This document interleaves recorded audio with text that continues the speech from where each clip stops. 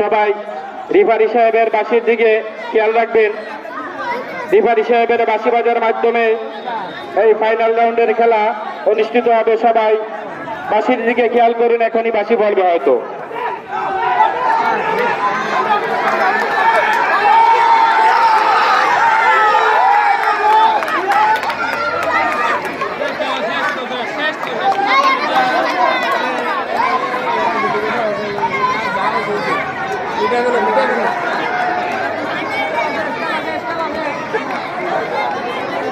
এই ঐতিহ্যবাহী এই খেলায় বিবাহিত বরং অবিবাহিত জয়লাভ করলো সোহাগ ভাইয়ের নেতৃত্বে বিবাহিত দল।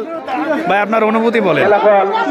খেলার ফলাফল আসার মাধ্যমে অনেক কষ্ট আমরা আপনাদের জানিয়ে দেব খেলার ফলাফল।